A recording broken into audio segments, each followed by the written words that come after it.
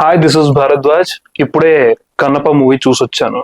ఎలా ఉంది? సింపుల్ గా చెప్పాలంటే నాకు బాగానే అనిపించింది. సో నా దృష్టిలో ఏంటి అంటే ఫస్ట్ హాఫ్ మొత్తాన్ని తీసేసి సెకండ్ హాఫ్ ని వదిలేస్తే యాజ్ ఇట్ ఈజ్ సినిమా సరిపోతుంది. ఫస్ట్ హాఫ్ లో మొత్తాన్ని ఒక 10 నిమిషాల కథగా కుదించి చెప్పొచ్చు. దేనికైతే ఖర్చు పెట్టారో డబ్బులు, వార్ ఎపిసోడ్ గానీ రొమాంటిక్ సీన్స్ గానీ వీటిని కంప్లీట్లీ అవాయిడ్ చేసేసి ఒరిజినల్ కథను యాజ్ ఇట్ ఈజ్ అట్లా తీసుంటే జనం పిచ్చోళ్ళు అయిపోయారు. సెకండ్ హాఫ్ అయితే అదిరిపోయింది, నెక్స్ట్ లెవెల్. మంచు విష్ణు గారి విషయానికి వస్తే కెరియర్ బెస్ట్ పెర్ఫార్మెన్స్ ఇచ్చారు. మోహన్ బాబు గారి గురించి చెప్పక్కర్లేదు, is one of the very good actors. He just nailed his character. Prabhas అన్న వచ్చిన తర్వాత అయితే నార్మల్ గా లేదు. ప్రభాస్ ఉన్న ఆ స్క్రీన్ స్పేస్ ఏదైతే ఉందో ఆ స్క్రీన్ స్పేస్ మొత్తం అదిరిపోతుంది. అందరికన్నా నన్ను ఎగ్జైట్ చేసింది ఏంటి అంటే ప్రీతి ముకుందన్ చాలా బాగుంది. అప్కమింగ్ పెద్ద హీరోయిన్ అవుతుంది అనిపించింది. సో ఇదేంటి సినిమా మొత్తానికి ఏమనుకుంటున్నావు భరద్వాజ్ నువ్వు అంటే, ఫస్ట్ హాఫ్ మొత్తం కల్పితమైన కథ అది. సో ఆ కల్పితమైన కథను తీసేసి ఒరిజినల్ సోల్ ని పట్టుకొని ఆ సోల్ మాత్రమే తీస్తే ఒక గంటన్నర సినిమా వస్తుంది. గంటన్నర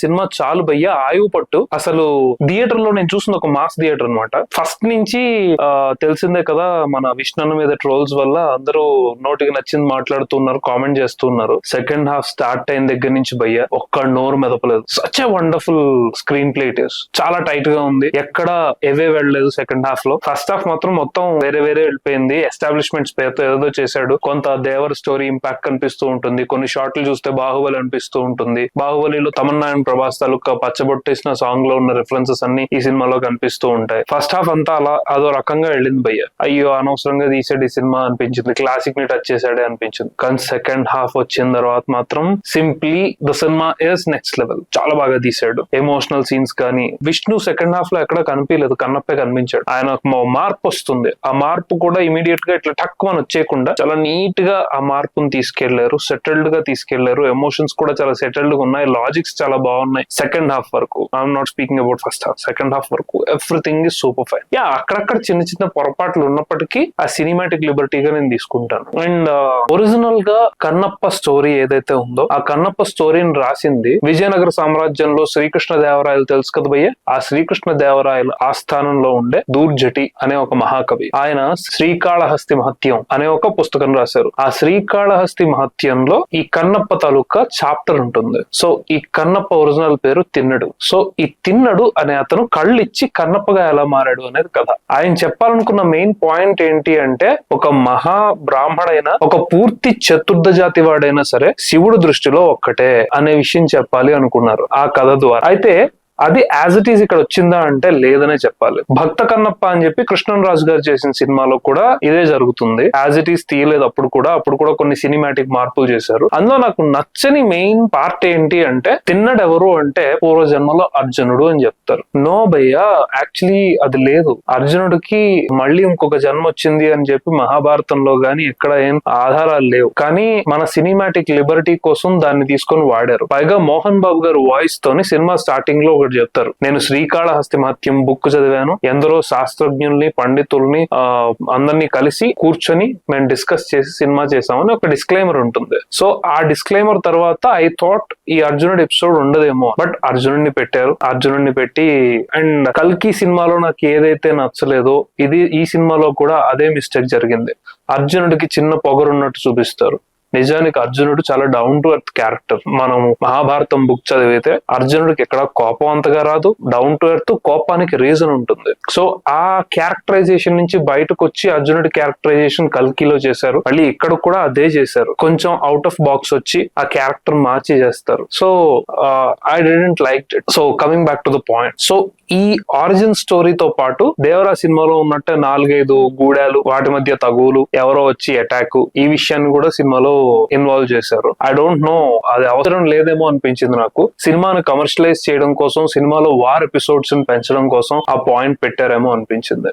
this is my opinion about the cinema story. Coming to actors, first of all Manchu Vishnu గారికి నిజంగా భుజాల మీద ఎత్తుకొని తీసుకెళ్లారు. సినిమాలో ఎంతవరకు ఏమేం చేయాలో అన్ని చేశారు. సెకండ్ హాఫ్ లోని తిన్నడు కన్నప్పగా మారే ముందు భక్తుడిగా మారతాడు భయ్య. ఆ భక్తుడిగా మారేటప్పుడు సాంగ్ వస్తుంది, బాగా ట్రెండింగ్ అయింది ఆ సాంగ్ కూడా, శంకర అనే సాంగ్. సో అది కూడా అక్కడ పెర్ఫార్మెన్స్ అయితే నిజంగా కన్నప్పనే చూసామేమో అన్నంత ఫీలింగ్ ఇచ్చాడు. అంత బాగుంది, ఎక్స్ట్రాడినరీ. అండ్ నెక్స్ట్ ప్రభాస్ గారికి డైలాగ్స్ చాంతాడంత లేవు భయ్య, ఊటాలంత ఉన్నాయి, దిగిపోయాయి, గుండెల్లో దిగిపోయాయి. అసలు లాజిక్ ఆయన నోట్లోంచే చెప్పించారు, అద్భుతంగా చెప్పించారు. నెక్స్ట్ అట్లాగే మోహన్ బాబు గారు. యాక్చువల్లీ శ్రీకాళహస్తీశ్వర మహత్యం బుక్ ప్రకారం మోహన్ బాబు గారి క్యారెక్టర్ ఏదైతే ఉందో అది పాజిటివ్ క్యారెక్టర్ అండ్ ఆయనకి ఆరోగ్యన్స్ ఉండదు, ఆయన్ని ఒక రకంగా ఉంటుంది. అంటే ఆ క్యారెక్టర్ చాలా బాగుంటుంది. అయితే కృష్ణరాజు గారి కన్నప్ప వచ్చే టైంకి ఈ చతుర్థ కులం వాళ్ళందరినీ కూడా బ్రాహ్మణులు తప్పు పడుతున్నారు, కించపరుస్తున్నారు అనే ఒక బ్రాహ్మణ్ డామినేటింగ్ సొసైటీని ప్రశ్నించడం కోసం ఆ క్యారెక్టర్ ని నెగిటివ్ చేశారు. నెగిటివ్ చేసి కన్నప్ప వర్సెస్ ఆ బ్రాహ్మణ్ కులస్తుడైన శాస్త్రి వాళ్ళిద్దరి మధ్య ఒక టగ్ ఆఫ్ వార్ పెట్టారు భక్తి విషయం. కమింగ్ టు దిస్ సినిమా, ఇందులో మోహన్ బాబు గారి క్యారెక్టర్ సేమ్ ఆ శాస్త్రి క్యారెక్టర్ అహంభావిగా కనిపిస్తూ ఉంటాడు, నాకన్నా పెద్ద శివభక్తుడు లేడు అన్నట్టు కనిపిస్తాడు. అంత జ్ఞానం ఉన్నవాడు చిన్న చిన్న విషయాలు తెలుసుకోలేకపోతూ ఉంటాడు. ఆ లాజిక్ ఎలా మిస్ అయ్యారో అర్థం కాలే. అంటే ఒక వస్త్రం కాలిపోయింది అంటే బేసిక్ గా ఒక శివభక్తుడు ఎవరైనా సరే శివుడికి వెళ్ళిపోయిందిలే అనుకుంటారు, ఈయన దానికి రాద్ధాంతం చేస్తా ఉంటాడు. నెక్స్ట్ అట్లాగే లింగం ఎవరికి కనిపించకూడదు అనే ఒక పాయింట్ ఇందులో పెట్టారు. లింగం ఎందుకు కనిపించకూడదు, అది అప్పటికి ఎప్పటికీ కనిపిస్తూనే ఉంటుంది, ఎవరు దాచేయరు. సో ఆ దాచినట్టు ఈ బ్రాహ్మణ్ క్యారెక్టర్ దాచినట్టు చూపించారు. ఐ డోంట్ నో, ఇది కూడా శ్రీకాళహస్తీశ్వర మహత్యంలో ఉందని నేను అనుకోవట్లేదు. నేను ఆ బుక్ పూర్తిగా చదవలేదు, కానీ ఆ బుక్ లో ఉన్న స్టోరీ ఐడియా ఉంది నాకు. అండ్ నెక్స్ట్ మరొక విషయం, ప్రీతి ముకుందన్. ఈ ప్రీతి ముకుందన్ క్యారెక్టర్ నేను ఏదో గ్లామర్ డాల్ క్యారెక్టర్ అనుకున్నా, బట్ గ్లామర్ డాల్ క్యారెక్టర్ అయినప్పటికీ కూడా తనని చూపించిన విధానం, తనను ప్రొజెక్ట్ చేసుకున్న విధానం చాలా బాగుంది, గ్లామరస్ గా ఉంది.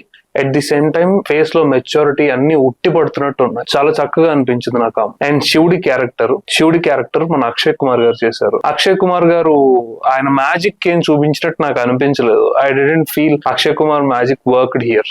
నాకు పెద్ద గొప్పగా అనిపించలేదు. శివుడిని చూసినట్టు ఉందా అంటే ఓకే అన్నట్టుంది. ఇప్పుడు మంజునాథ సినిమాలో చిరంజీవి గారిని శివుడి క్యారెక్టర్ లో చూస్తే ఒక రకమైన గూస్ బంప్స్ వస్తాయి, ఆ ఫీలింగ్ లేదు. అండ్ కాజల్ ని చిన్నప్పటి నుంచి డిఫరెంట్ రోల్స్ లో చూడడం వల్ల పార్వతీదేవిగా కాజల్ ను కూడా నేను యాక్సెప్ట్ చేయలేకపోయా, అంటే నా మనసు యాక్సెప్ట్ చేయలేదు బేసిక్ గా.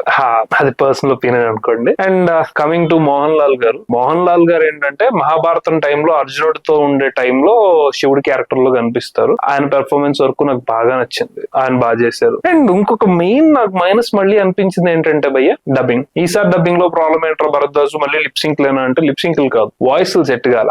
ఎవరివి మోహన్ లాల్ గారి సెట్ కాలేదు, అక్షయ్ కుమార్ గారి సెట్ కాలేదు. అంటే ఆ వాయిస్ ని అదో రకంగా ట్వీక్ చేసినట్టు అనిపించింది అనమాట. సో ఆర్టిఫిషియల్ గా ఉంది. స్టార్టింగ్ లో చిన్నపిల్లడి ఎపిసోడ్ ఉంటుంది, ఆ చిన్నపిల్లడి ఎపిసోడ్ కూడా పెద్ద గొప్పగా అనిపించలేదు నాకు. ఆ చిన్నపిల్లడు నాకు తెలిసి వీళ్ళ ఫ్యామిలీ మెంబర్ ఎవరు అయి ఉంటారేమో అని అనుకుంటున్నాను. ఆ డబ్బింగ్ కూడా వేరే ఎవరితోనైనా చెప్పించుంటే బాగుండేది. అండ్ చెప్తున్నా కదా, స్టార్టింగ్ ఫస్ట్ హాఫ్ లో ఏది ఎంచినా అందులో నాకు అబ్బే అనే ఫీలింగే వచ్చేది. సెకండ్ హాఫ్ లో మాత్రం అబ్బా అనే ఫీలింగ్ వచ్చింది. ఈ సినిమాని సింపుల్ గా డిఫైన్ చేయరా బ్రాడీ అంటే అబ్బే టు అబ్బా అని చెప్తా నేను.